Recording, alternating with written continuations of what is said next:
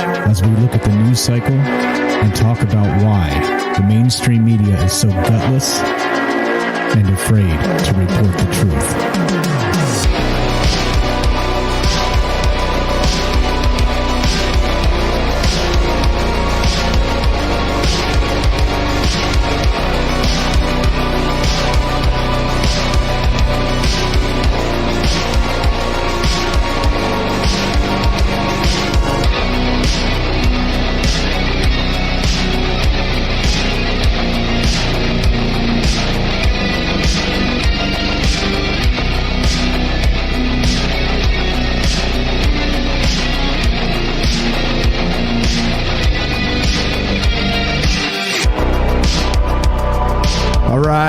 Happy Friday. Welcome to Troubled Minds News. What's going on, folks? This is the show where what is the conspiracy? The news is the conspiracy. Yeah, that's right. That's right. And what does that mean? Well, that means that, of course, we're being fooled. We're being had. It means the information that comes out is spun, twisted, redacted, left, just kind of dangling in the wind for us to figure things out because, of course, they're lying to us. And not only are they lying to us, it's becoming more and more prevalent. I mean, all you have to do is turn on the news and pay attention to anything, almost anything. You pay attention to what's going on out there and you'll see it's a whole lot of lying and a whole lot of fooling us. And like I said, in the post-truth realm or the post-truth world that we live in, it takes a little bit more discernment to try and determine what's actually happening out there. And as you guys know, I'm not the truth teller, as it were. I'm not here to try and make you believe this or that or the other thing. I kind of don't care, honestly. I mean, you do you. We all have our own lived experiences and reasons for the things we believe, and that's okay. But the point being is that we can still agree or disagree on things and still get together and talk about the news, talk about all the rest of this stuff, because it needs to be discussed. Somebody needs to bring this up. It's really the elephant in the room is the media and mass media brainwash and all the rest of this. So anyway, that's what this show's about. It's about looking at news cycles. It's about talking about real news, things that actually should be on the top of our mind instead of all this political poofling back and forth, which I really hate. But what can you do, right? Like I said, I was part of that too. Like I got a little politically engaged and thought I was super right about everything. I was flinging poo at family members, and they were doing it back, and it was stupid. I was like, what? And then eventually you snap out of it, right? Like you regain your senses, and hopefully that this type of environment here and looking at the news the way news should be will also help some people out there maybe snap out of the same sort of brainwash that's going on out there. So that's what's going on with this. And this show actually spawned out of another show we do called Troubled Minds Radio, and that's the weird show. That's the one we do at night, 7 p.m. Pacific, Monday through Thursday, and we talk about all the weird things over there, including, you got it, aliens, conspiracy, the paranormal, and all the rest of that. So just letting you know that that's where this show came from. And we used to do a news segment on that show, and now it's become, its own show because there's just too much news. So we do this show on Monday and Friday at 3 p.m. Pacific, exclusively on Twitch, and then a day or so later it gets cut up into a podcast. So, again, you can follow all this stuff on the podcast feed. Just go to troubledminds.org. That's the official website of this show and the other. And of course, you can follow the podcast there. That's probably the easiest way because everything's in one spot. And if you listen to the podcast, we get paid a few cents every time you do. So that if you want to help the show out, that's the most obvious and easiest way to do it. But okay, here we go. As you know, this show is live. We always do these things live because number one, it's part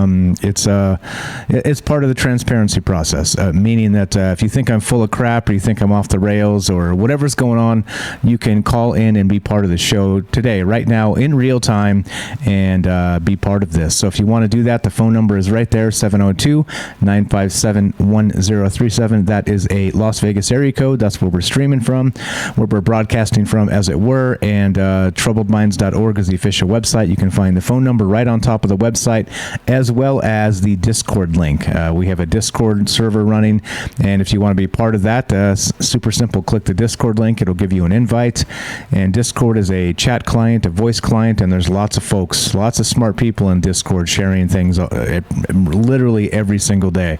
So almost 24 hours a day even. So come say hi if you have not joined the Discord yet. Lots of smart people over there. So come do that, and let's do it. Let's roll with the news. All right.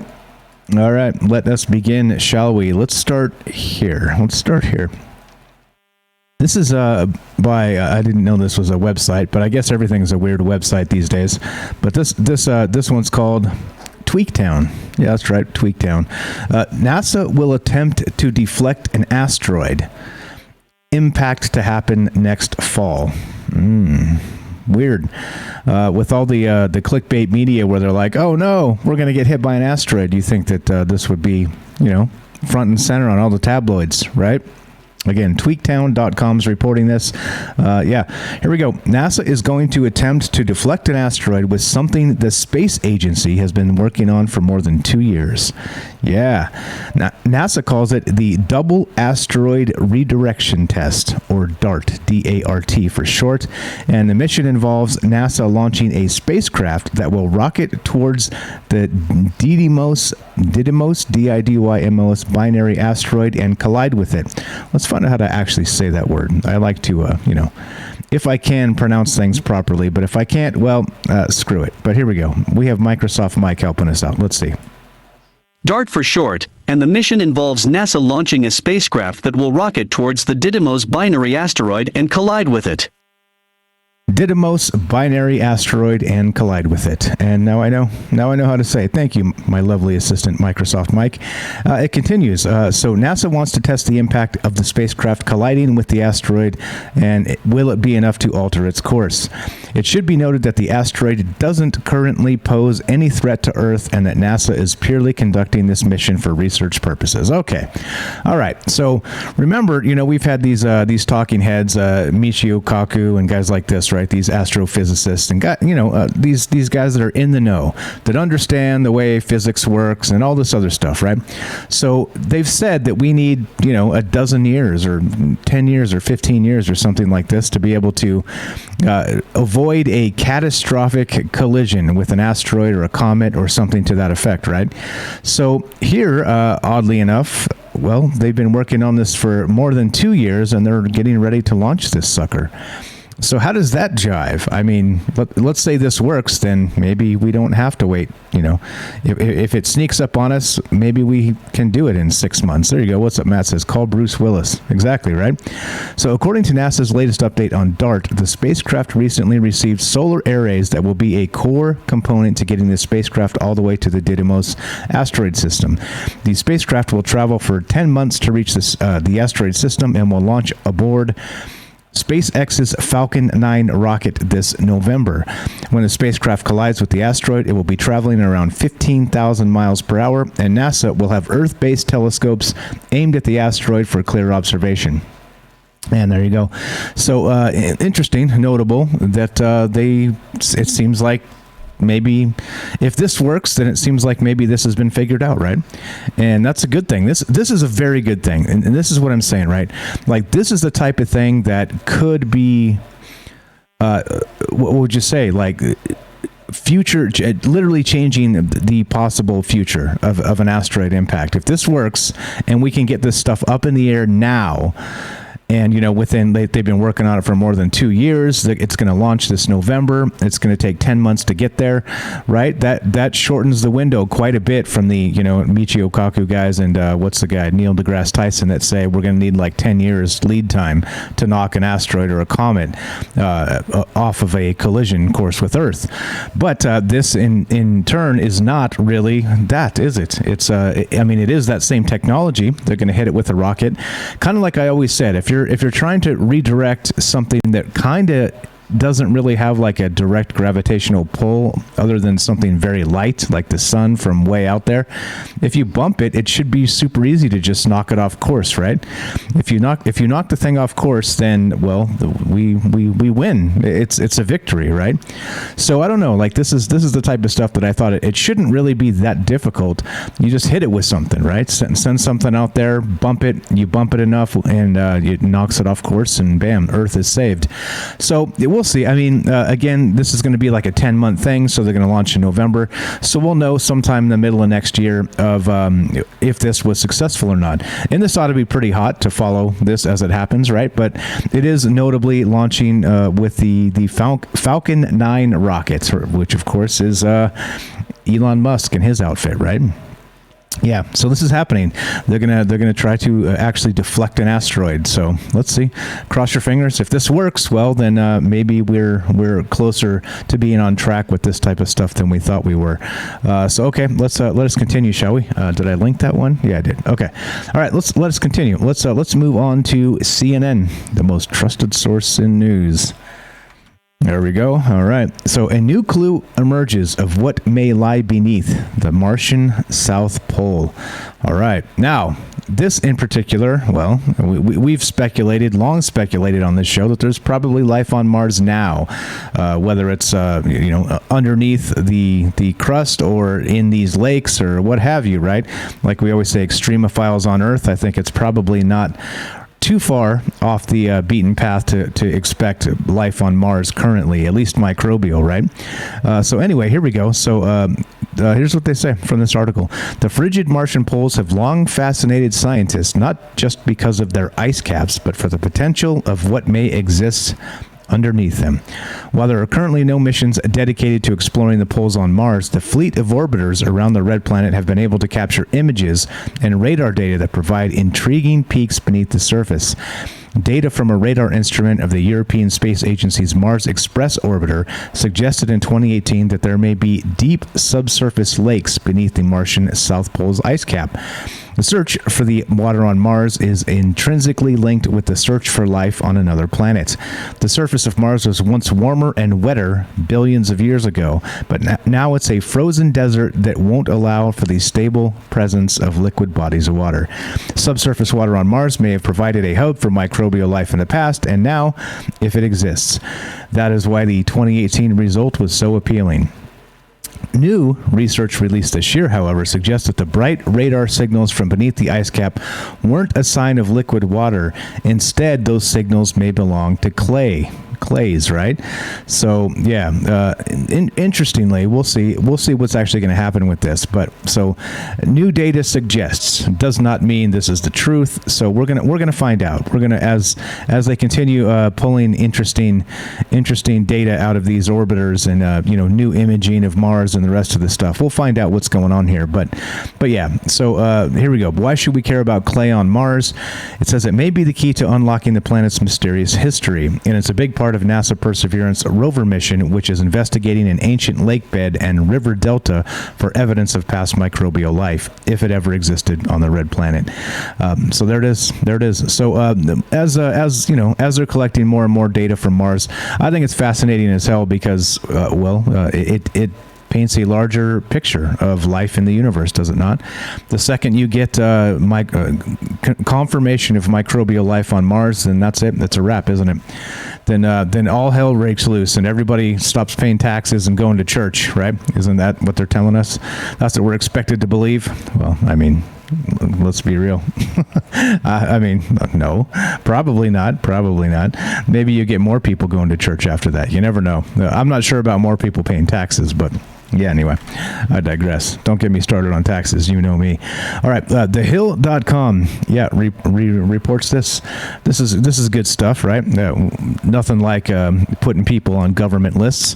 But here we go. Researchers identify key QAnon influencer, Ghost Ezra. Ghost Ezra. Sounds dangerous, doesn't he? Or she, or whatever it is. Researchers at the intelligence firm Logically have identified, that's the name of the firm, Logically, have identified a key member of the QAnon community who used his significant platform to spread anti-Semitic conspiracies.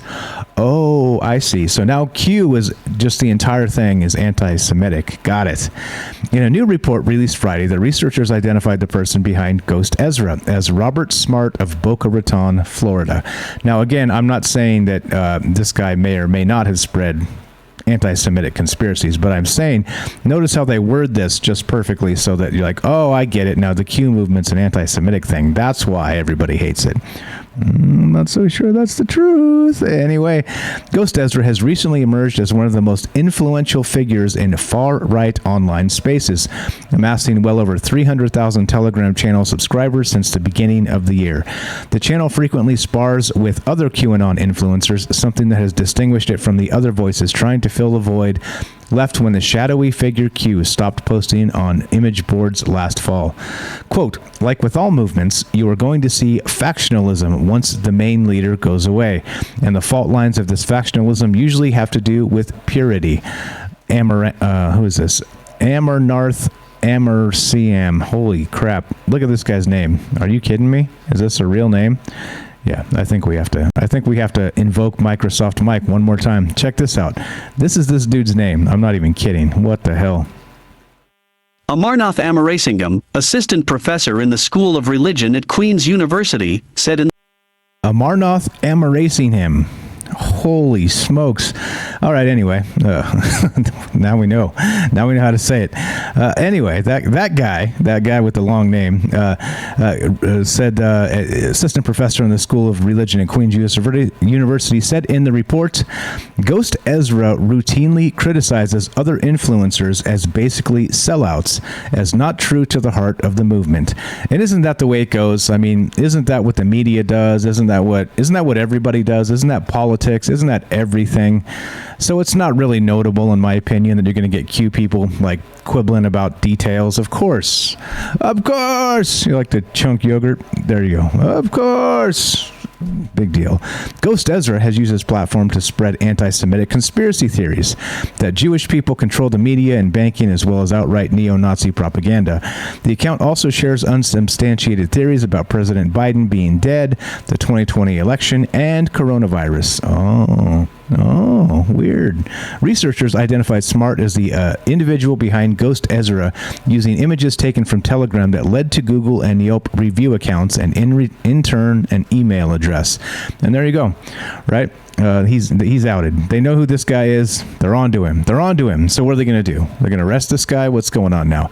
Let's see what happens with this, because if he's a key QAnon influencer, as they suggest, then that, haven't they been banging the war drum for, I don't know, how long now? Months? Several months? Let's see, since just about, I'm going to just pick a day out of the ether. How about January 6th? Since January 6th, they've been trying to paint anybody that doesn't buy into their, Biden doctrine, whatever that happens to be, because it's pretty milquetoast boring, because, well, I'll let you figure that out. But point being is that they've been trying to paint folks like this as a terrorist. Am I right? I'm pretty sure that's the case. So let's see what happens. If they arrest this dude, we got major problems, don't we? We got major problems for, and again, like I said, if this guy's spitting anti-Semitic stuff, it's disgusting. And why? I don't want to be a part of that. But, however, like I always say, we should have the right to be wrong. And that's part of the First Amendment. It's part of freedom of speech. It's part of the entire reason why the United States is different from other parts of the world. And, like I said, go ahead and check out what's happened in Afghanistan if you don't believe me. Speak out against the Taliban and see what happens to you. That's my point. All right. So anyway, we'll see what happens with this if they arrest this guy and see what charges he's brought up on. More problems, bigger problems. All right. Here we go. Actually, as we keep on trucking, let's get a quick word from our sponsor, which is you. Are you digging the show? If so, you can support us quite easily and at no additional cost to you if you already have an Amazon Prime account. Since we stream on Twitch every day, all you have to do is link your Amazon Prime account to your Twitch account, and they give you free games on a monthly basis for your personal use, and also a bonus $5 a month to send to your favorite streamer as a way to bring more people to Twitch. And all you have to do is sync up to 2 accounts and click subscribe. Thanks for considering us. All right, there we go. And Robert's got it right here. He says, Robert in the chat says, he can say the earth is square or anything else, but being an idiot is not a crime. Nothing to arrest him for. And that's exactly my point. That's exactly my point. We are allowed to be idiots if that's what we so choose to be. All right, let us continue with this. This is from livescience.com, and here we go. What's up, guys? I see you in the chat. Thanks for showing up. Thanks for being enthusiastic about the show. We have Rockfin. Looks like it's the actual, just a quick announcement on that. Speaking of Robert, who actually wrote a nice email and got us in. 6 months ago, I wrote an email to Rockfin, and they said, thanks, but no thanks. We don't want you. And then now Robert writes a nice email, and they were very nice, and they were like, oh, we love the work you're doing. We'd love to have you on Rockfin. Weird how that works. But so we should hopefully launch this weekend. We'll see. We'll see. As soon as they put the channel live, I'll let you guys know. I've already linked it in Discord. So let's see. I can link it here as well if you guys want to follow there. And what's happening with that is we'll see. I may actually start streaming there instead of Facebook, because Facebook are a bunch of assholes. And again, 42,000 follows on the one page. We get like 10 people watching the streams. Figure that out, right? Like mathematically, that seems impossible to me. But, well, if they limit the reach of the things we're doing intentionally with their crappy algorithms, then that's where we stand. So if Facebook wants to play games, I can also play games, Facebook. Cheers. It's on, buddy. All right, let's go to Live Science here. Now, this is from, let's see, Antarctica's Doomsday Glacier is fighting an invisible battle against the inner Earth. New study finds. Uh-oh. Underground heat is cooking the Thwaites Glacier from below and could push it closer to collapse. Uh-oh. All right, here we go. West Antarctica is one of the fastest warming regions on Earth. For evidence, you need to look no further than the Thwaites Glacier, also known as the Doomsday Glacier. Oh, Doomsday. Haven't they been saying this MFR was going to melt and be like nothing for like years? I think it's overdue. I think it's past. I think this should have already fallen into the ocean and flooded Manhattan, right? This is what they keep telling us. Anyway, since the 1980s, Thwaites has lost an estimated 595 billion tons of ice, single-handedly contributing to 4% to the annual global sea level rise during that time, Live Science has previously reported. The glacier's rate of ice loss has accelerated substantially in the past 3 decades, partially due to hidden rivers of comparatively warm seawater slicing across the glacier's underbelly, as well as unmitigated climate change warming the air and the ocean. Awesome. Now, new research suggests that the warming ocean and atmosphere aren't the only factors pushing the Thwaites to the brink. The heat of the Earth itself may also be giving West Antarctica's glaciers a disproportionately nasty kick. Oh, so again, like I always like to say, and this is true, this is absolutely true. So you mean there are things in your climate models that you can't account for because you don't know them yet? Yeah, that's right. It says it right here. They're not going to frame it that way because they want you to believe the doomsday is coming, right? So you can vote for whoever the hell you're supposed to vote for. Anyway, in study published blah, blah, blah, blah, in the Communications Earth and Environment, researchers analyzed geomagnetic field data from West Antarctica to create new maps of geothermal heat flow in the region, essentially maps showing how much heat from Earth's interior is rising up to warm the South Pole. Weird, right? I think that's weird. That's super weird. The researchers found that the crust between West Antarctica is considerably thinner than East Antarctica, roughly 10 to 15 miles thick in the west compared with about 25 miles thick in the east, exposing Thwaites Glacier to considerably more geothermal heat than glaciers on the other side of the continent. All right, so how does that actually change our doomsday predictions? Does anybody know? Well, no, because this is going to just disappear. This was written by Brandon Spector 6 hours ago, and nobody will talk about this and how, it's things like this that make the climate. It's the same reason all these climate models for the past 20 years have been absolutely wrong. Absolutely wrong. And hold on, I got an example of that. I've got a perfect example of that. I always say this, right? Well, I'm going to bring the receipts this time. Right here in the Discord, I posted this just a few days ago, and this is absolutely true. You guys will have a hard time believing this because it seems unbelievable. Here you go. Here is an article by The Guardian. Yeah, The Guardian, and yes, you better believe it. It says right here, this article is more than 17 years old, all right? 17 years old. Just an example, when people are like, I have people say to me, Mike, it's pretty irresponsible of you as an influencer to do things like this and talk about climate change the way you do. Oh, is it? Is it? It's irresponsible of me to point out the flaws in their computer models? Well, let's check this out. This article is more than 17 years old. Headline is this. Now the Pentagon tells Bush, right, President Bush way back when, climate change will destroy us. Yep. Secret report warns rioting and nuclear war. Britain will be Siberian in less than 20 years. Threat to the world is greater than terrorism. Right, there you go. A secret report repressed by the U.S. defense chiefs and obtained by The Observer warns that major European cities will be sunk beneath rising seas as Britain is plunged into a Siberian climate by 2020. Aww. Wah, wah, wah. Wait, so what happened? What happened? What happened? What's going on here? I don't even know. No. Well, okay. Yeah, they were wrong. Not only wrong, so again, right? So what's more irresponsible? Me saying, come on, guys, these computer models are probably messed up, or shit like this? Shit like this. You tell me. This is irresponsible as hell. This is not okay. And this is the type of stuff they keep stuffing down our throat, trying to, again, fear-mongering. More fear, more fear, more fear, more fear. Yeah. So by 2020... Well, let's look at that again. Let's look at that again. Straight from The Guardian. The Guardian's a bunch of jerks anyway. Get stuff wrong all the time. But it's propaganda. Let me read that one more time. A secret report suppressed by U.S. defense chiefs and obtained by The Observer warns that major European cities will be sunk beneath rising seas as Britain is plunged into a Siberian climate by 2020. Nuclear conflict, mega droughts, famine, and widespread rioting will erupt across the world. Yeah. Oh, boy. All right. Anyway, let us continue, shall we?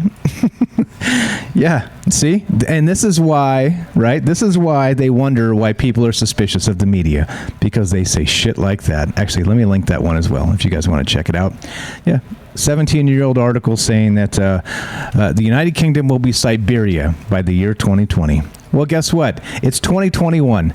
Anybody out there live in the UK that can confirm or deny that that the UK is like Siberia?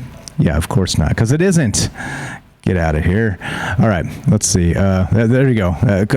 Robert says, now, maybe the climate computer was just off by a couple years. Or maybe it was off by a couple 100 years. Right? How do we know? How do we know? Anyway, TheVerge.com.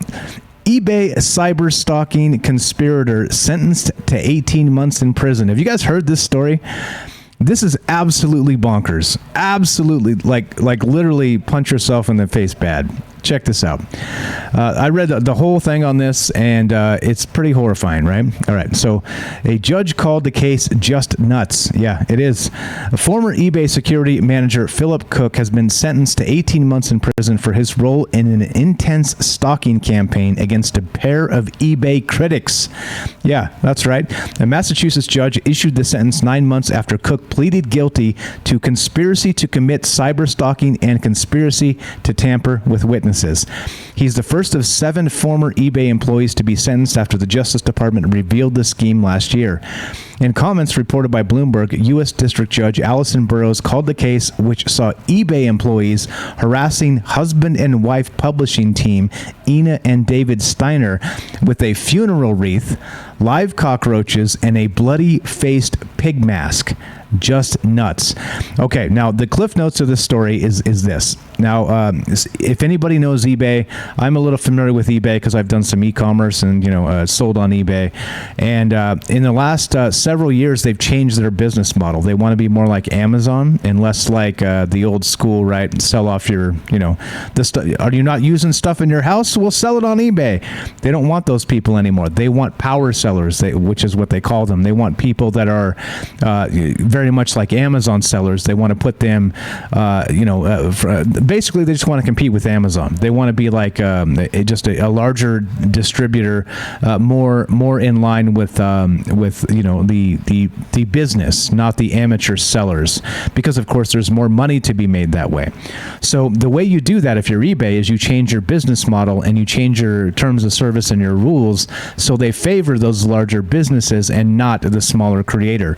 So the smaller creators on eBay were getting kicked off because the fees became higher and higher, and if you were just selling a thing or two per year or whatever, it was not feasible anymore because the fees were ridiculous. Yeah, see? What's up, 40s AM knows that eBay has been going downhill for years. Which is true. And so they were actually, as a result, right, they were changing their policies, running off all their small sellers, even though, like, that's really what created eBay, right? So that you have a lot of people who've been selling things on eBay for years, literally years, maybe 10 years or 15 years or however long it's been around. And now those people are being running off of the platform because the fees and stuff are just way too high. So anyway, these folks, these nice folks in the article, there's a couple of them that had a blog about eBay stuff. And so they were writing about the actual, the changes in these policies and kind of shitting on it, saying, well, this isn't fair. There have been people, selling, like I just said, for years, and they're just literally just running them off with these poor policies. And they had a big mailing list and some reach, and, so eBay caught wind of this and didn't like that these two people, these just two random people with like a blog and a mailing list, were talking crap about eBay's policies, even though the criticism was legitimate. So eBay, what do? They start a cyber stalking campaign against these two people. Send them, again, like it said, like straight up bonkers.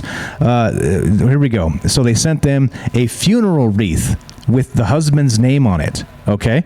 They sent a box of live cockroaches to their house. They sent a bloody-faced pig mask. They started following them around town, harassing them with like you would expect the CIA, right? Like driving like dark SUVs with tinted out windows. And literally these were eBay employees that were flown out from the eBay headquarters to where these people lived. Can you believe this shit? And then, right? So then these people are freaked out because they think that they think it's like the CIA or like some foreign intelligence agency that's onto them, and they think their life is really in danger. And it wasn't, of course. It was just a harassment campaign to make them stop saying bad things about eBay. All right, and this was put in place by this person. Former eBay security manager Philip Cook. This guy was the one who he flew employees out, had them stay in a hotel in the town where these people lived, so this group of eBay employees could harass these people to make them stop writing bad things about eBay. Again, right? Like, this is shit you can't even make up. That's how nuts this is. But anyway, so these folks, going to jail, all this other stuff. Fine, good, book them. But what the... Right, WTF. I'll just leave it there. WTF. What's going on? Like, if you hadn't heard this story, now you've heard it. And like I always say, this is the world we live in. And if you think you're not going to get people's attention eventually, you are. And this is the type of shit they'll go to. Like, they'll go to these extremes to try and take you down. And it's not good. It's not okay.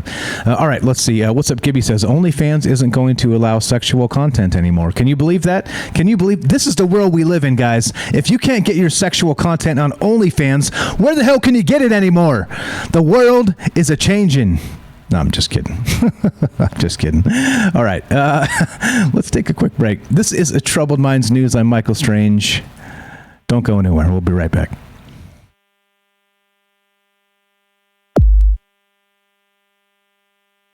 All right, welcome back to Troubled Minds News. And as you know, the world is in a bizarre state of upside down. And so we're going to keep talking about it because somebody needs to. And yeah, there we go. So after the eBay scandal, let's go to Newsweek. Yeah, why not? Remember Newsweek, if you've been paying attention to the other show, Newsweek, who would cover the TikTok time travelers, but not the alien press conference that happened in Washington, D.C. Oddly enough, we're going to talk about this. Newsweek.com says this: I want to believe. Growing number think some UFOs are alien spacecraft. Oh, you don't say. You don't say. Yeah. Are we alone in the universe? Let's go with a solid maybe. Humanity has long wrangled with that question, and new polling suggests a growing number of people think we might not be. Gallup polling, conducted July 6th to 21st, asked respondents which came closer to their view. Some UFOs have been alien spacecraft visiting Earth from other planets or galaxies, or all UFO sightings can be explained by human activity on Earth or natural phenomena. The most common response was that they could all be explained by human activity or natural phenomena, with 50% of those asked opting for that response. All right, so 50%. Then, around 2/5, 41%, said some UFOs had been alien spacecraft. The percentage is up from a polling conducted in August 2019, in which 33% said some UFOs were alien spacecraft. All right, up from 33% to 41%. We're making some headway then, right? Like people are hearing that mankind is not the center of the universe, which is the most absurd thing, right, ever posited. But, well, what are we going to do? So we're making some headway here. I don't know if it has anything to do with us. Maybe we'll take like 1/10% credit for maybe some of that, right? Us in this community here, just putting the word out because, well, surely there's got to be some life out there somewhere, right? What it is, I don't know. I'm not trying to make these ridiculous claims like the rest of these ridiculous press people are. But anyway, interestingly, the 2021 polling was conducted around among 1,007 U.S. adults, and the results have a margin of error of plus or minus 4 percentage points. So there you go. There you go. What do you guys think? Newsweek and the rest of this stuff? I don't know. Let's see. You guys in the chat. What you guys in the chat? Yeah, I don't know. All right, here we go. There's more. Speaking of the bizarre world we live in, check this out. And speaking of estranged wives in the chat, Google. This is from the New York Post. Google founder, quote, founder, admits he created revenge site against estranged wife. In 2018, Google shirked off its unofficial motto, "Don't be evil." Maybe that was a sign. Scott Hassan, age 51, who wrote much of the original code that powers the search giant, is embroiled in a nasty divorce battle that has raged for 7 years and involves millions of dollars, claims of treating his children unfairly, and even a shocking online revenge campaign. His ex-wife, Allison Hoon, a senior research fellow at Stanford University's robotics laboratory, claims Hassan is withholding a fortune that her attorney claims she is legally entitled to. In 2018, the couple's estate was valued at $1.8 billion, and Hassan wanted to give her a minuscule fraction. Hune's attorney, Pierce O'Donnell, claimed in a statement to the Post, quote, his court position is that she gets nothing. Zero, zip, nada. Every settlement conference, he's reduced his offer. I haven't seen that in my 45-year-long career. He's trying to pull off the ultimate dirty trick on his wife and 3 teenage children.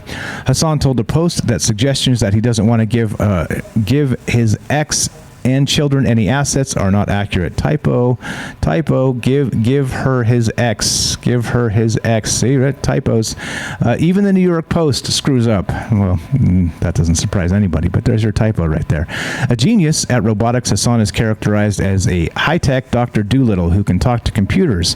Although he was never an employee of Google, Hassan's remarkable early contributions mean he is known as the company's unofficial third founder, along with Sergey Brin and Larry Page. Before he and Hune wed in 2001, he obtained the right to cheaply purchase shares in the company, which today would be worth billions of dollars. Yeah, there we go. But as divorce settlements proceedings are scheduled to start Monday, Hassan is embroiled in a much less prestigious online endeavor. After being accused by his ex, he has admitted to launching the site AlisonHugh.com earlier this year, seeding it with links to positive articles about his ex.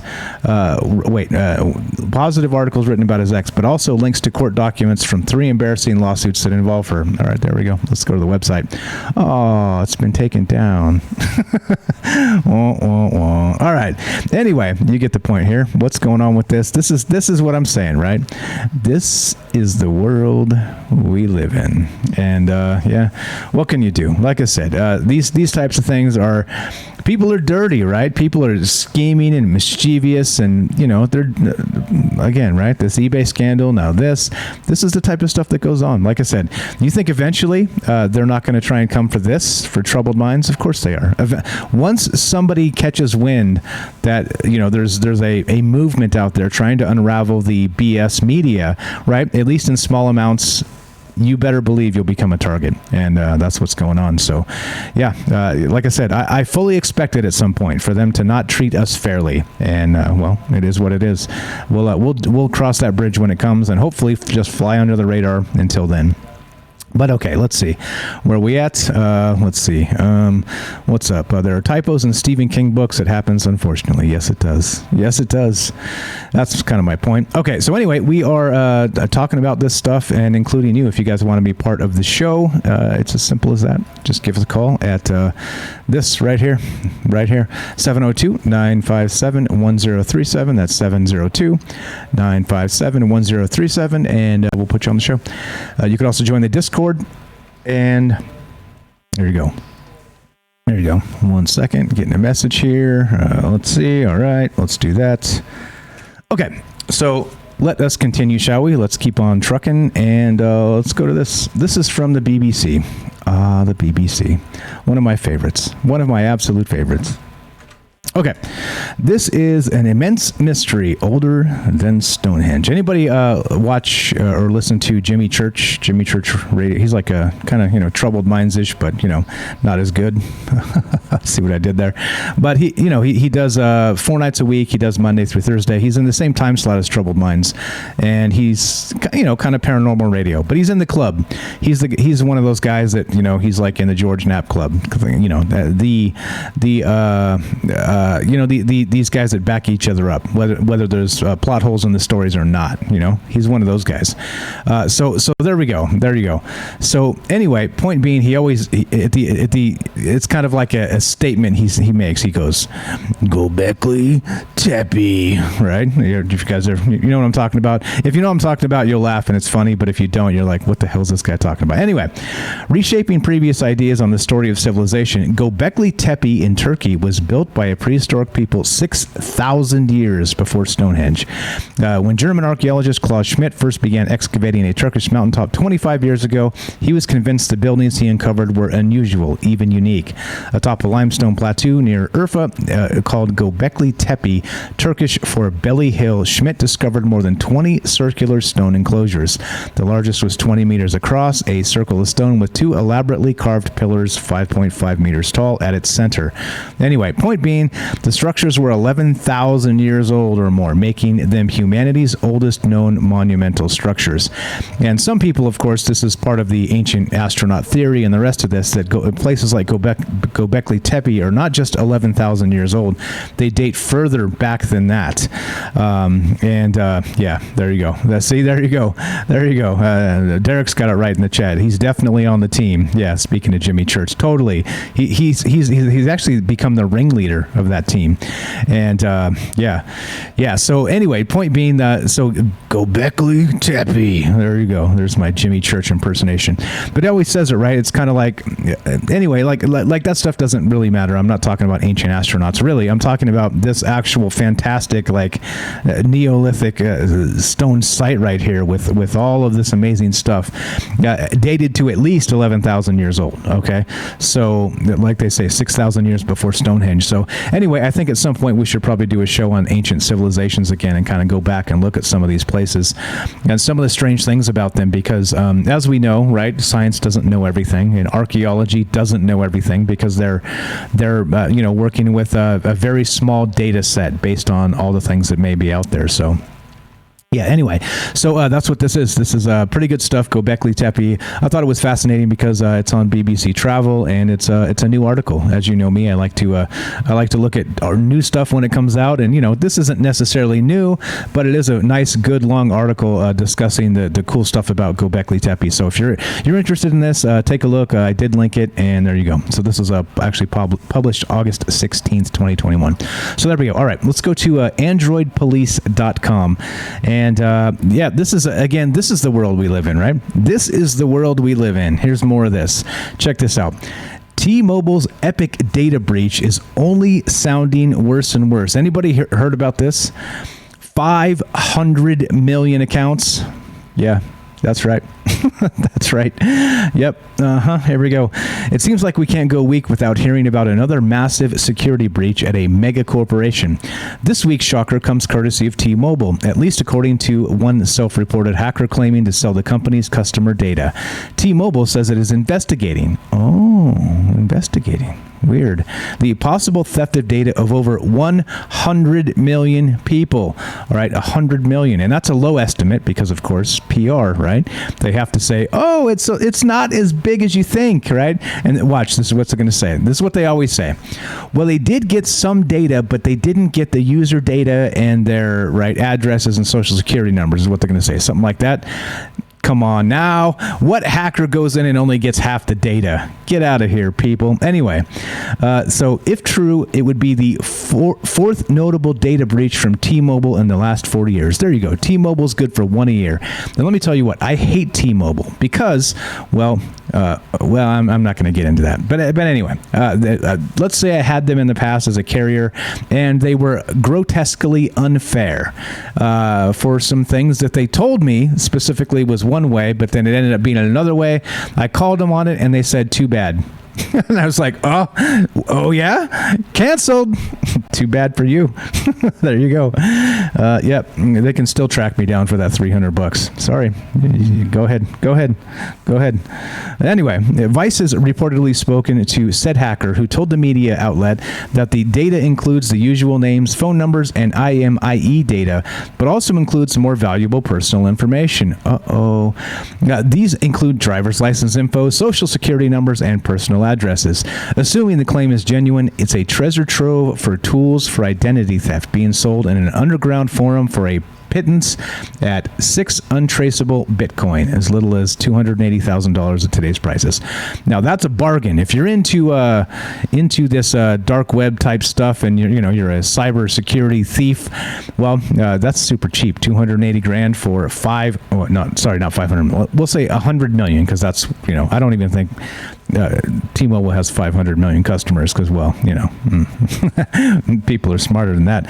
But point being, all right. So anyway, if you're into that, $280,000 for all that identity theft data, it's cheap. That's cheap, right? You can do all kinds of running amok, wreaking havoc. That's what I was trying to say. All right. Anyway, so the hacker claims that T-Mobile is aware of the theft and they no longer have access to the information, though it's reportedly saved in a local file. T-Mobile said that it's investigating the claims that have been made, but has not verified them as of yet. Right? Yeah. All right. Cool. So there, of course, like I said, when this happens to a company, they move into the PR version of things, and what happens? Well, you know what happens. They start fibbing and telling half-truths, and there you go. What's up? Yeah, there you go. See, we got some people in chat that know T-Mobile service is no bueno. T-Mobile has been garbage since they stopped making the Sidekick in the early 2000s. Yeah, see? You know what I'm talking about. Anyway, so we'll keep an eye on this as it develops, and maybe if you guys are in the market for 100 million identity theft, no, I'm just kidding. Don't do that. Don't do that. All right. let's go to SciTech Daily and let's continue trucking. Let's keep on talking about this stuff. As you guys know, if you want to be part of the show, 702-957-1037. Phone number's up. Go to the website, troubledminds.org. Click the Discord link. Get your ass in here. Come say hi. If you haven't joined the Discord yet, you are missing out. And also, if we get taken off the internet, the first place you'll hear about it is the Discord. So if you're not part of the Discord, you're definitely missing out. Not that nothing's imminent. Don't worry. But eventually, it will be. 702-957-1037, troubledminds.org. Okay, let's continue, shall we? This is from SciTech Daily, and yeah, this one's weird. Physicists discover new electronic phenomenon. Weird. Now, of course, I'm not smart enough to even understand what the hell this means, but it does seem spooky. Physics researchers, at the University of North Florida's Atomic LEGO Lab, LEGO, discovered a new electronic phenomenon they call asymmetric ferroelectricity. The research, led by Dr. Maitra Warusawatthana, holy smokes with these names, guys, UNF physics assistant professor in collaboration with researchers at the University of Illinois and the Arizona State University, demonstrated this phenomenon for the first time in engineered two-dimensional crystals. Oh, snap.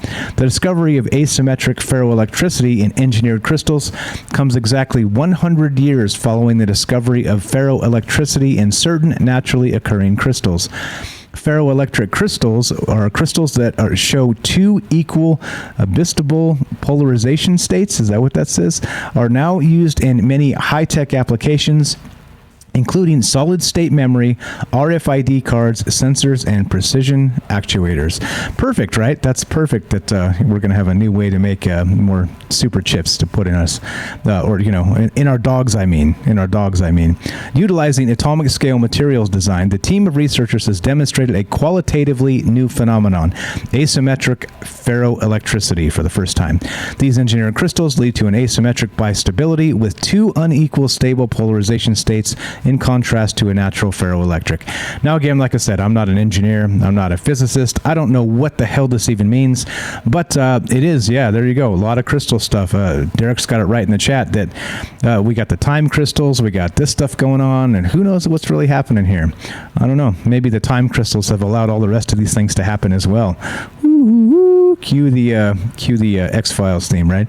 All right. So anyway, this is I thought it was notable. We'll keep an eye on this, and maybe soon we will be able to do. I don't know. Maybe we'll finally get our flying cars. What do you guys think?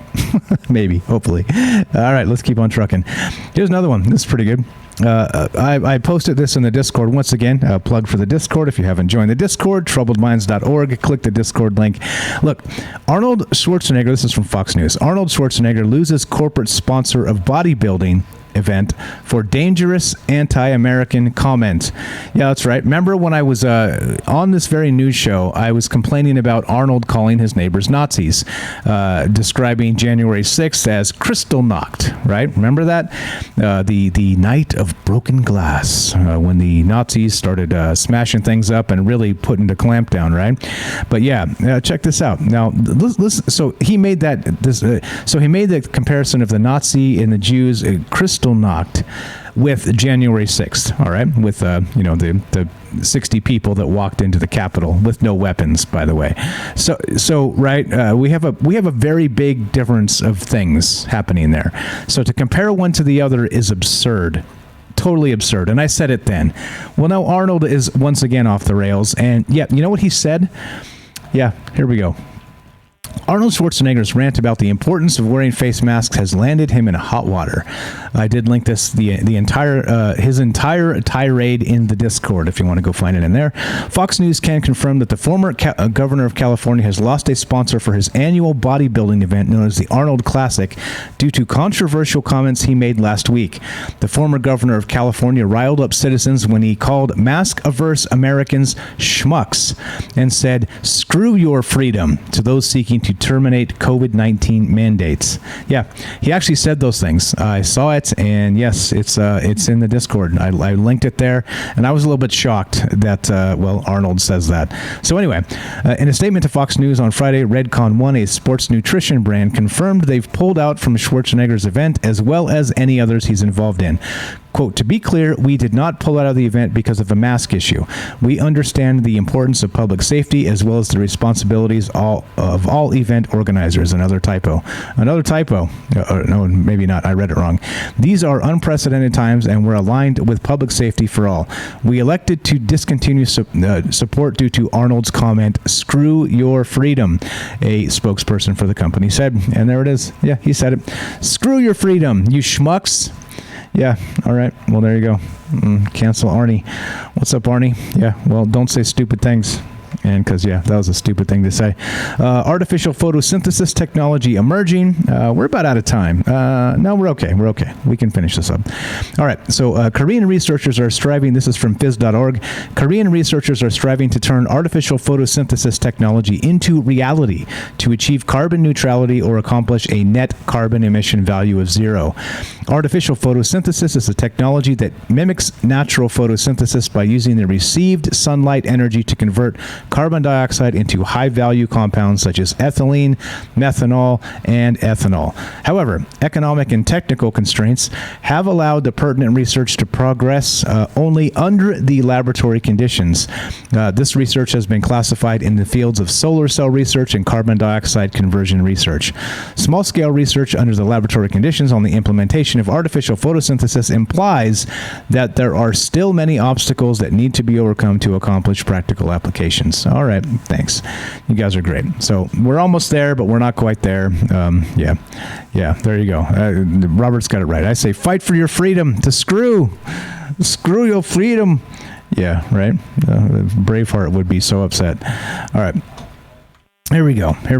And let's continue. This again, here's the world we live in. More of this. This is from Fox 5 Vegas. As you know, I live in Las Vegas. And Las Vegas woman spotted man in viral doorbell video given award. Yeah, there we go. Now, this is fantastic. You got to see the mugshot of this guy. Holy shit, what is this? An alert citizen is being recognized for protecting the community. She saw a disturbing video online, and because she paid close attention, she helped Las Vegas police crack the case. Quote, what I'm looking for is for the girl in the house to come out here because I'm going to rape her and kill her, said Christopher Sums, age 40. He was recording that into a Ring doorbell camera. The video, posted on Facebook, went viral. Karen Stewart saw that clip the morning of July 22nd, right before she went to work, and shared it on her social media account. Quote, it was meant for me to be in the lobby that day, I guess, Stewart said. While she was working in the lobby of the Clark County Marriage License Bureau at the Regional Justice Center that morning, she glanced outside while cleaning the windows. Quote, I look at the corner and he's standing on the corner like the crosswalk. And I'm like, wait, is that the guy I seen this morning? Stewart said. Then I look at my phone, I look at him 4 times, and I went back and forth because you don't want to misidentify. And I'm like, no, that's him.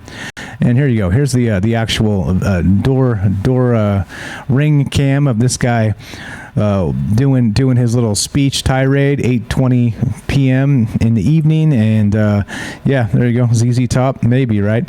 But anyway, sick, disturbed individual. Let's see. And this is why, guys. This is why, right? What's worse, right? No, I'm not going to say it. I'm just not going to say it. Anyway, there you go. So, terrible thing for this guy to be doing, threatening to rape and kill somebody. And yeah, anyway, so he was recognized, he was caught. And again, check out his mugshot. Check out the mugshot. Holy smackerel. You think this guy's going to reform his ways? Yeah, I think he probably needs to be on some sort of medication. Help.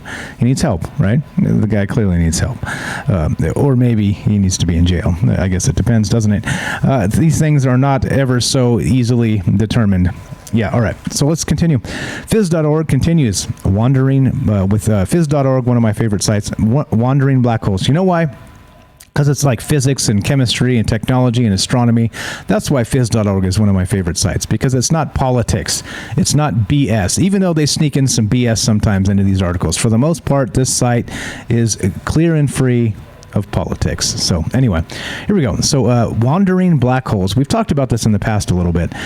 Every massive galaxy is believed to host a supermassive black hole at its center. Its mass is correlated with the mass of the inner regions of its host, etc., so on. But anyway, so the merger process of this whole business causes some of these black holes to launch other black holes, right? That's what this is about. So the gravitational signature, it works against each other, and then something slingshots out, and well, it's a small black hole.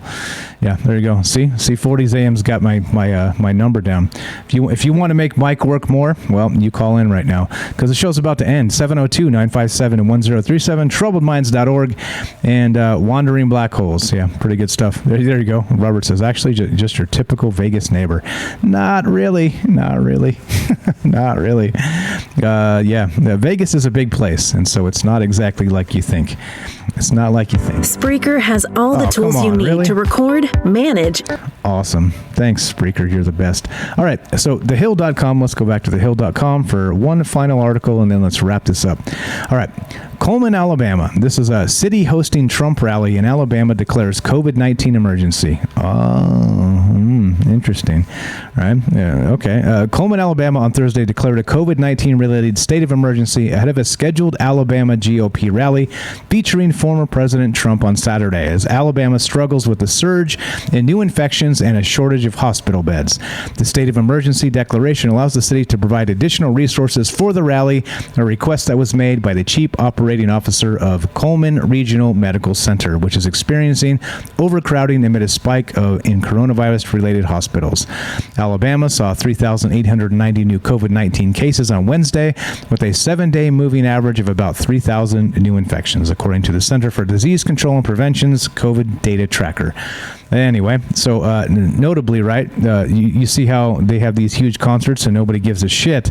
Nobody's calling, I'm sure you guys saw that, was it Lollapalooza or something like this that just happened recently, with like tens of thousands of people all like mosh pitting together, and that's fine. Nobody's calling like a state of emergency for that, but I tell you what, you get a Trump rally together and holy shit, it's time to call state of emergency, time to write the smear articles, time to do all the things, right? Time to start calling people racist. It's exhausting. This stuff again, right? They can't let it go. They can't let it go. Yeah. So anyway, we're finished here. Just pointing out again that the way the politics works back and forth. And yeah. But we're done.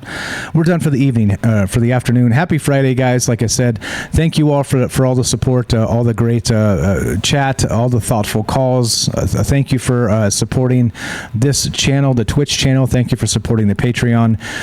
Thank you all. Like I said, if you want to help the show and you don't like, coming out of pocket, say, look, this is you. Let's say this is you. You're like, all right, I really like this show. I really like what Mike and the gang of people that get together are doing here, and I want to support the show, but I don't want to come out of pocket.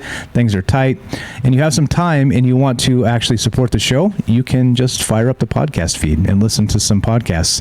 I'm sure there's a ton of shows that you probably haven't heard. They're nice, formatted very, very neatly with bumper music and the whole radio stuff, so check that out. If you listen to the podcast, I get a few cents, and the more of that happens, well, there you go. There's a way you can support the show without actually being part of sending over some money, which I don't, it's not a requirement. I do this because, well, there's somebody needs to do this, is what this is about. So, but if you do want to support the show, it does help. And there you go. Listen to the podcast feed. You can find the podcast on iTunes or anywhere else you listen to your podcast, and just do some of that. There you go. See, James has it right. He says, I've started that every day now. I'm getting ready to sleep. I put on a couple of episodes and listen to them as he passes out. See, there you go. The little things like that, they help. You get a community together and you start pointing in the right direction, and you can help out that way as well. So, like I said, thank you so much for caring. Thank you so much for spending your time with me. I know I'm a son of a gun, meaning that I put out a ton of content. And sometimes it's hard to keep up with me, and that's good. That's a good thing, because the things we talk about are important things. There you go. You guys and your weirdo weirdo-ness in the chat. But anyway, so point being, that's one thing. The other thing is Rockfin. Rockfin is coming. So if you guys don't know what that is, there's an app. You can get a Rockfin app. I'm going to put that right here in the chat. Let's see, and go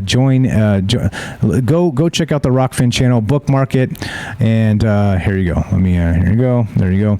So thanks again to Robert for sending the fantastic Rockfin email that got me into this.